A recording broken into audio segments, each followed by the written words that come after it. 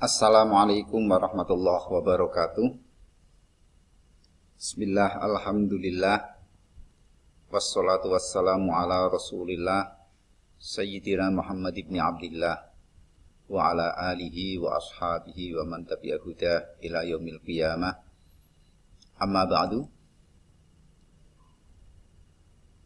Sahabat-sahabat, anak-anakku semua yang berbahagia, selamat datang di Mashkur Hashim Channel yang selalu menayangkan materi-materi pelajaran yang tentunya bermanfaat, mudah-mudahan bermanfaat dan menarik bagi kita.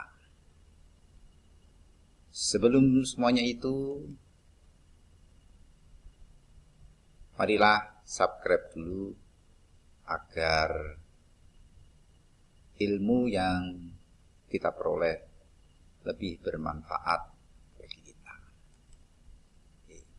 Anak-anakku semua, sahabat-sahabatku semua, pada kesempatan ini saya akan menayangkan materi pelajaran Akidah Akhlak kelas 10 pada Madrasah Aliyah.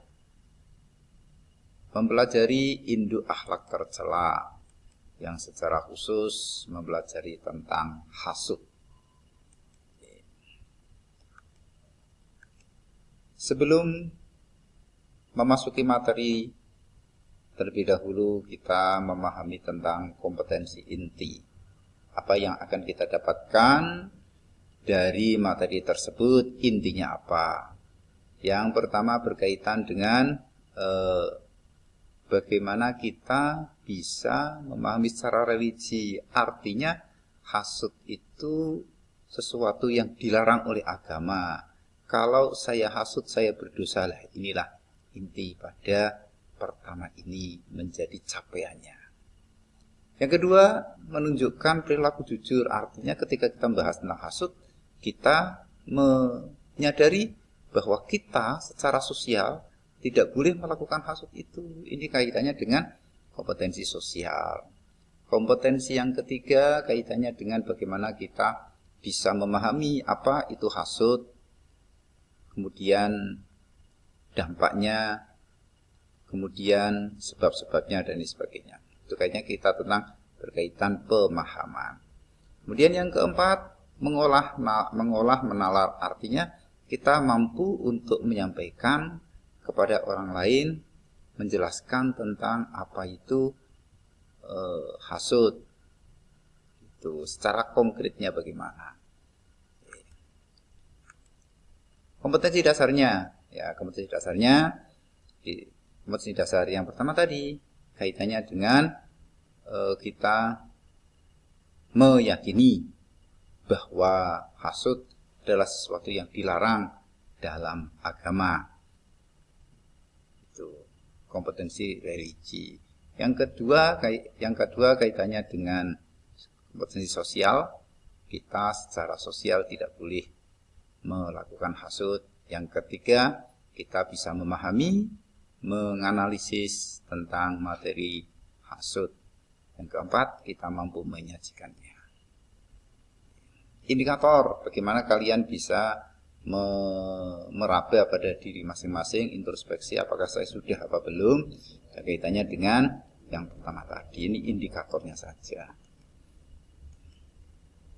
Peta konsepnya bahwa sikap tercela itu banyak. Ada hubutunnya, ada hasud, ujub, sombong, dan riya. Tapi pada kesempatan ini kita hanya akan membahas tentang hasud. Oke. Dalil nakli tentang hasud, tentang dilarangnya hasud. In tamsaskum hasanatun tasuhum wa in tusibakum sayyi'atun yafrahu biha. Jika kamu memperoleh kebaikan, niscaya mereka bersedih hati. Tetapi jika kamu mendapat bencana, mereka bergembira ria karenanya. Pengertian hasud. Dari dalil tersebut, dari dalil yang sudah mengandung pengertian bahwa hasud itu membenci nikmat Allah yang dianugerahkan kepada orang lain, serta menginginkan agar nikmat tersebut segera hilang dari orang tersebut dan kembali kepada kita. Itulah hasud. Sebab-sebab hasud. Nah, sebab-sebab hasud. Kenapa orang itu hasud ini? Hasud, sesuatu yang dilarang. Itu karena prosesnya bisa jadi karena kita membenci kepada orang tersebut. Saking bencinya sehingga kalau orang ini menerima kebaikan apapun karena kebenciannya, maka berusaha agar kenikmatan, agar kebahagiaan, agar apapun yang diperoleh oleh dia bersifat kesukaan, kenikmatan supaya segera hilang. Itu karena kita mendung kebencian atau sombong. Kita merasa lebih hebat, kita merasa paling baik. Sehingga ketika ada orang yang ingin baik atau menyainginya, nah disinilah ada proses hasud di sini. Nah, dari sombong akhirnya bisa membenci orang tersebut. Nah, disitulah lingkaran-lingkarannya. Dampak negatif dari hasud. Yang pertama, menghanguskan amal kebaikan, bagaikan api yang memakan kayu bakar. Yang kedua, memutus tali silaturahmi. Yang ketiga, hilangnya ketenangan dan kebahagiaan. Yang keempat, merasa senang jika melihat orang lain tertimpa musibah. Yang kelima, tidak dapat menyempurnakan iman. Ini dampak negatif yang berbahaya. Menghanguskan amal kebaikan, kita sudah melaksanakan kebaikan sebanyak itu, ternyata hangus, hilang begitu saja. Memutus tali silaturahmi, ya orang yang benci dan sebagainya kan bisa memutus silaturahmi, hilangnya ketenangan dan kebahagiaan. Orang yang hasud itu selalu memikirkan orang lain, bukan memikirkan pada dirinya sendiri, sehingga dia ya bagaimana dia mau bahagia, dia mau tenang. Tidak dapat menyempurnakan iman. Nah, ini bahaya. Padahal kita sering berdoa, Allahumma rzuqna imanan kamila. Ya Allah, berikanlah kami keimanan yang sempurna. Nah, kalau ada hasud, kapan bisa sempurna? Cara menghindari hasud. Yang pertama, banyak bersyukurlah. Kita bersyukur dari nikmat-nikmat Allah yang telah diberikan kepada kita.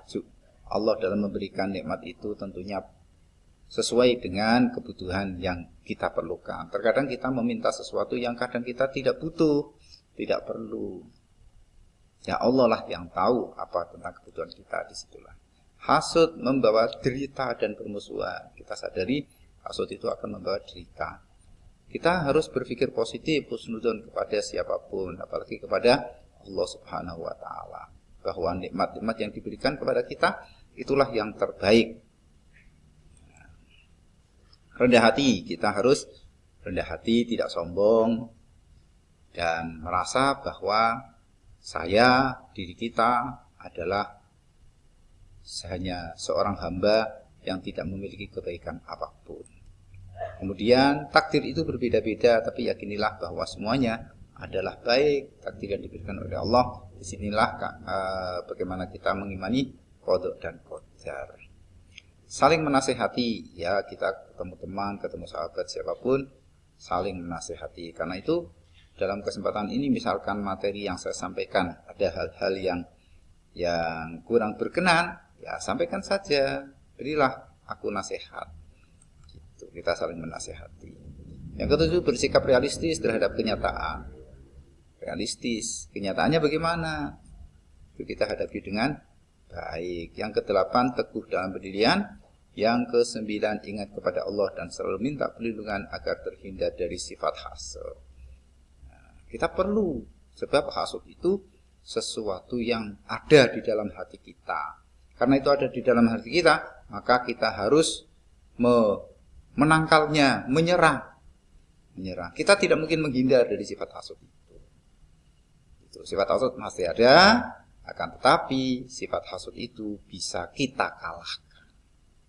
Bukan kita hilangkan, tapi kita tundukkan, kita kalahkan. Itu. Demikian sahabat-sahabat, anak-anakku semua, materi tentang hasud. Mudah-mudahan semuanya bisa bermanfaat. Dan terima kasih telah mempelajari materi induk akhlak tercela kaitannya dengan hasud. Semoga bermanfaat di dunia dan akhirat. Dari saya Khairul Kalam. Assalamualaikum warahmatullahi wabarakatuh.